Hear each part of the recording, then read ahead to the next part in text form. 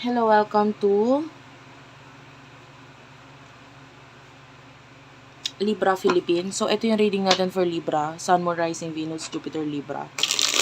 Take only what resonates. Sa mga hindi pa nakaka-subscribe sa ating channel, pahit na lang ng subscribe button, notification bell. Ma-appreciate ko po lahat ng likes, comments, and shares.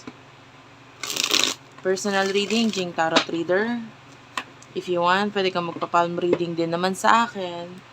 Kung mag-avail ka ng mga crystal bracelets doon sa akin TikTok shop, or kung makaka-avail ka ng at least 500, pwede kong i-free yung palm reading sa'yo. Anyway, I feel good. Start na natin yung reading. Sana mag-comment ka sa baba, kahit heart-heart lang, smileys. Okay. For Libra. This is general love reading, by the way. So, nakikita natin yung pagiging mailap, pag-iwas mo dito. Maaaring you're trying to move on kasi nakakita tayo dito ng might be a fight, pag-aaway, and ayaw mo nang bumalik doon sa ganun. You know, with the Four of Swords, parang wala ka na magagawa, or wala naman siyang ginagawa. So, the energy of you is that with the Chariot, maalis or umiiwas or lumalayo ka na lang. You might be dealing with your ex. Yung iba sa inyo kung hindi pa ex.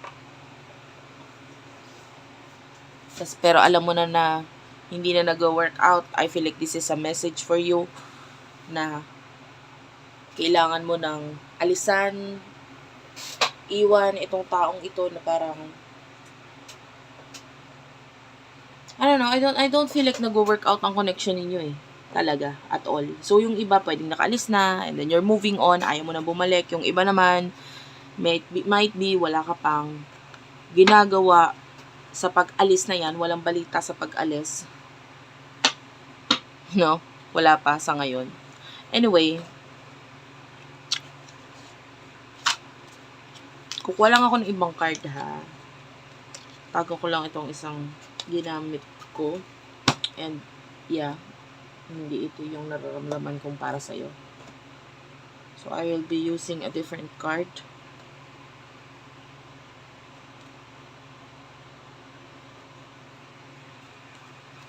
Yeah, the Final Rose Tarot. This is what I will be using. Nanggaling ko lang siya sa ano niya. Anyway,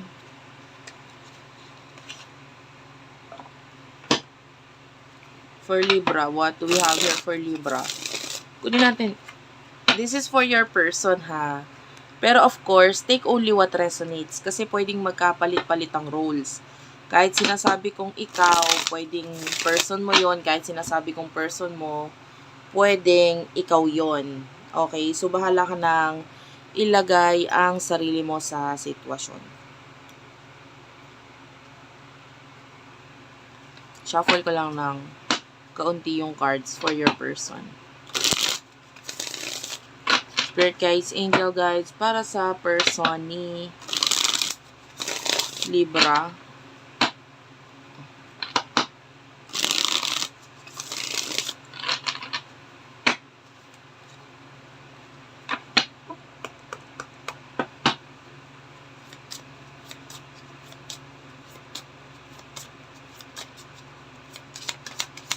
Okay.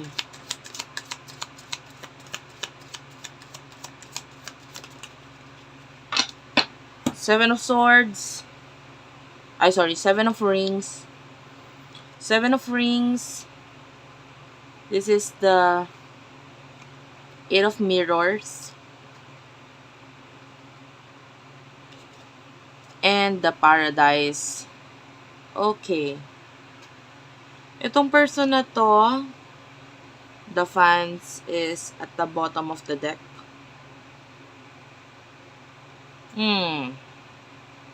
The Bachelor. And you do have here Six of Mirrors, which is the silver lining.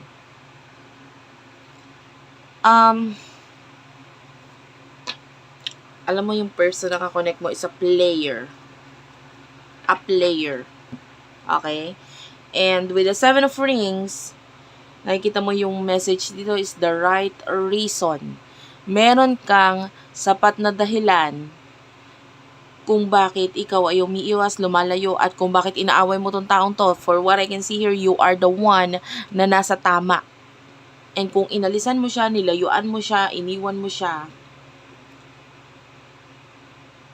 or the other way around, kung siya yung umalis nang iwan sa'yo, it's the right thing to do. Yun lang talaga ang dapat gawin. Whether siya yung umalis, kasi with you have the 8 of Mirrors. So, itong person na ito, nasa isip niya, gusto niya maging masaya. With the Paradise. Ito gusto niya Gusto niya maging masaya. And yung happiness na yon hindi niya yun nakikita sa'yo. And hindi ko rin naman nakikita na magiging masaya ka dito sa taong to. So, like what I've told you, kung ikaw ay hindi pa nakakaalis sa relasyon na ito, I feel like you have to let go and kailangan mo nang umalis. Ikaw na mismo nakakaalam yan Marami kang rason, maraming dahilan kung bakit gawin ito, gawin mo. Yung iba sa inyo, sasabihin, hindi ko kayang gawin yan kasi kailangan kong i-work out, kailangan kong magpakatanga, maybe because you do have other reasons like maybe children, a child, or family-related reasons, no? Maraming ganon, no? Particularly is a child yung nakukuha nating energy. Maaaring yun yung rason mo bakit di ka umalis sa relasyon or sa connection na ito. Pero maniwala ka sa mga advice din ng mga taong nakakakilala sa'yo. I feel like they are advising you kasi feeling nila dapat naman talaga, tsaka feeling nila kaya mo. And ikaw lang nagsasabi sa sarili mo na parang hindi ko kaya, na parang ganito ganyan. Anyway, ano yung nasa isip at emotions mo ngayon?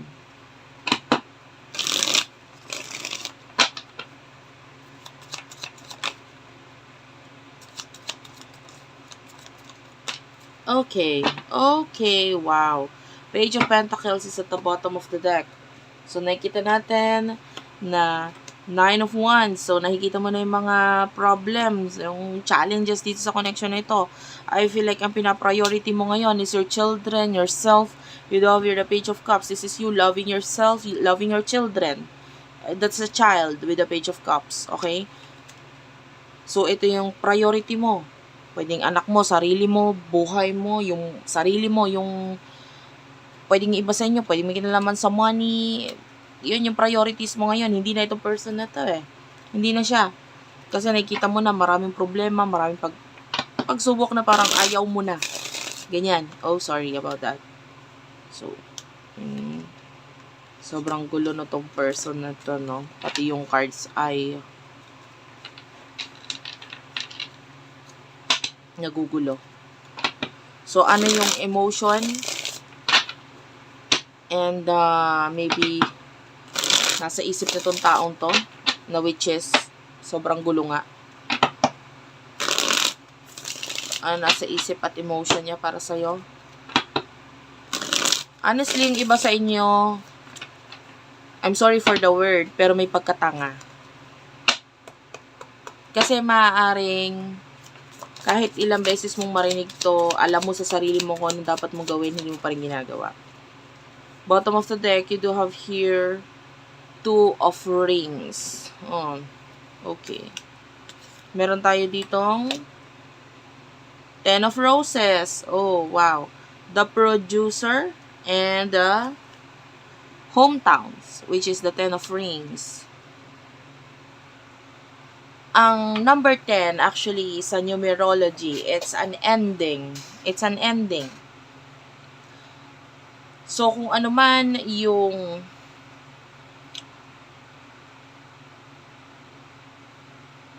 nararamdaman ng person na ito, maybe in the past, for you, tapos na yun. With the Producer, ang nakikita ko dito, it's like a movie. Alam mo yon, palabas. And actually, ang yung naaano ko ngayon, yung na-visualize ko ngayon is yung mga pangalan ng mga involved sa paggawa ng movie na yon. Which is, kung pamilyar ka, no, of course, maybe nanonood ka naman ng movie, palabas, etc.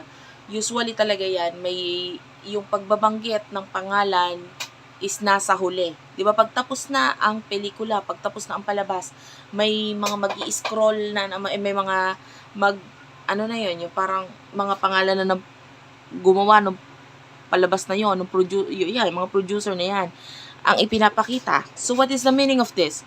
It means, with the 10 of Roses, the producer, and the 10 of Rings, tapos na to. Tapos na tong kwento nyo. Or dapat nang matapos itong kwento nyo. Itong relasyon na to, itong whatever happened here, dapat na lang tapusin. The 2 of Rings, this is your relationship. This is your connection. Dapat na lang tapusin. Hindi na mahalaga kung anong nararamdaman ng person na ito. Hindi na mahalaga kung ano ang nangyari sa inyo, anong meron sa inyo or what. Kasi ang mas mahalaga dito is yung future. Kung ano yung mga susunod na istorya para sa'yo na maaaring mas mabuti pang tapusin mo na to para may mas maganda namang kasunod na mangyari sa buhay mo. The 10 of Rings. It's like a door opening. Pero ang energy nito, ang energy na nakukuha ko is papalabas. Papalabas ng pintuan or papalabas ng bahay. You know what I mean? And it feels like this person gusto niya na ring umalis or tapusin itong connection na ito. I can see yung payong dito, it's like folding, yung energy is pasarado. Diba? Hindi pag-open ng payong kundi pasara. Which is, it means end na ng journey, end na ng kung ano man yung meron.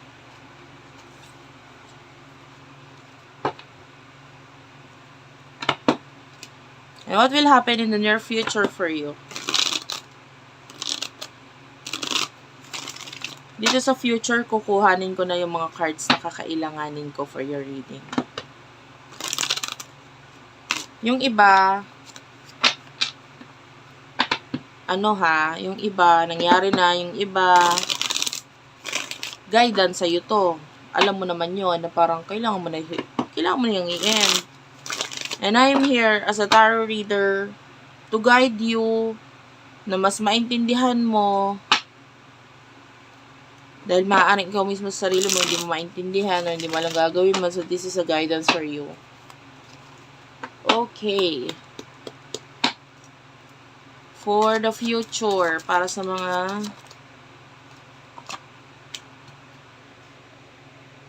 Libra, King of Swords, Knight of Swords, 4 of Cups, and the King of Wands. The World is here. At the bottom of the deck, oh yes. Kuhanin ko na rin yung sa card dito sa kabila. Spirit guides, angel guides, for the sign of Libra, please. For the sign of Libra, please. Spirit guides, angel guides. Para sa mga Libra, ano ang naghihintay para sa mga Libra.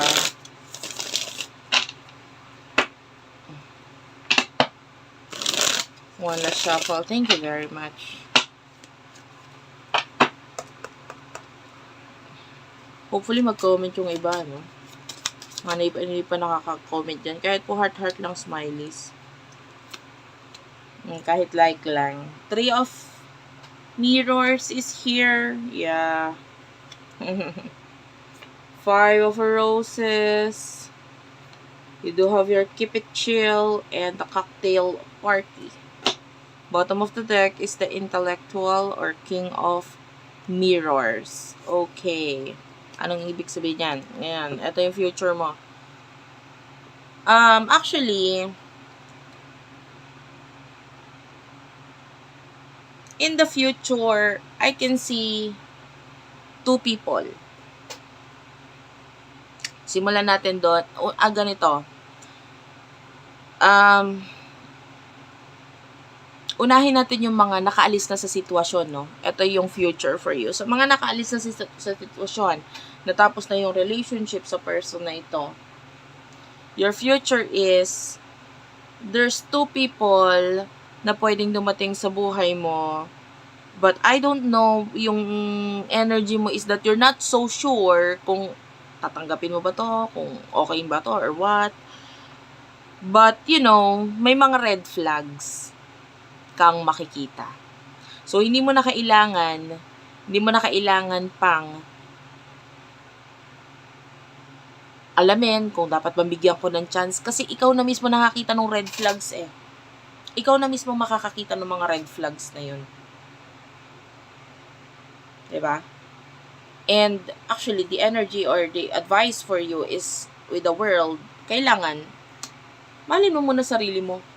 Of course, you are open. Maybe open for another relationship, another connection. Pero, it doesn't mean magpapakatanga ka ulit. So, pag nakita mo yung red flags, distansyahan mo na lang or dumistansya ka na lang. Kasi, masaya ka naman na eh. Hindi naman ibig sabihin na walang karelasyon, kailangan mo ng karelasyon para maging masaya. Kasi mas magiging masaya ka kung wala na lang muna. Okay? Focus on yourself. Focus on yourself. Focus on your dreams. Focus on your dreams. Mas mapofokusan mo yung pangarap mo, yung mga gusto mong mangyari sa buhay mo, if iiwasan mo or lalayo ka dito sa mga taong ito. Kasi hindi naman sila makakapagpatupad ng pangarap mo. They are not your Prince Charming. Babae ka man o lalaki, wala tayong gender dito. Hindi sila ang Prince Charming ng buhay mo. Na magiging happy ever after o masaya ka. Kasi, ang nakikita natin, kaya mong maging masaya kahit ikaw lang muna mag-isa. Para doon sa mga hindi pa nakakaalis sa sitwasyon, your future is, there's an offer waiting for you. May offer tayong nakikitang naghihintay sa'yo. And I can see maybe an offer of may kinalaman sa career, may kinalaman sa, maybe yung iba negosyo eh. Yung iba naman career. Ayan, nakakita tayo ng offer. And, hindi mo naman, I'm feeling like a person, maybe a friend, na pwedeng may negosyo or may kinalaman sa negosyo. I don't know, it has something to do with offer na may kinalaman talaga sa career. And maybe, pwedeng manggaling siya sa taong negosyante, businessman, businesswoman. And I can see na eto may nakikita tayong partnership doon. May nakikita tayong partnership. And I'm feeling like wag mong panghinayangan or wag mong iwasan, wag mong layuan. This offer might help you.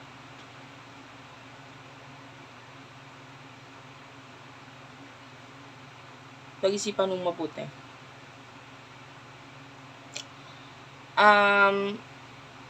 Sa person mo, no?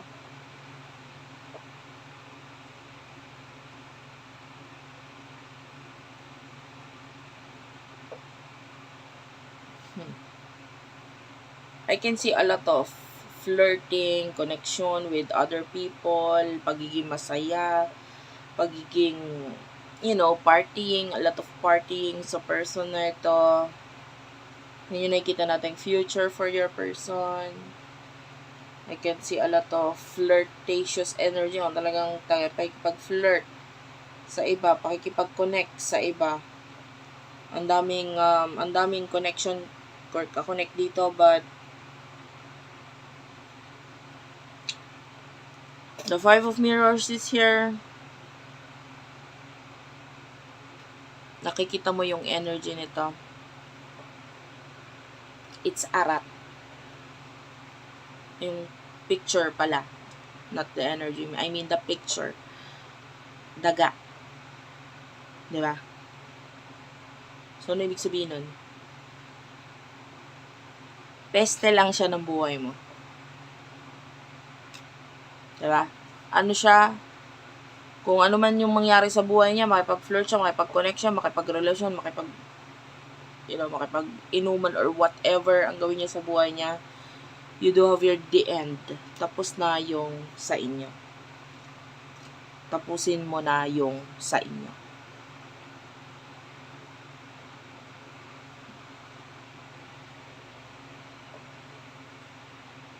Okay? Bakit ko sinasabi yung ganun? Na parang, tapos, kasi actually, yung future mo is ikaw yung maghahawak. Yung future mo, kung ayaw mong ayusin or tapusin itong dapat tapusin na, nasa sayo yan. 'Di ba? Kasi nga yung iba dito pwedeng nag-end na, okay, so, yun yung guidance sa'yo na kailangan focus ka muna sa sarili mo. Well, yung guide naman para doon sa iba na hindi pa nakakalis is alisan mo.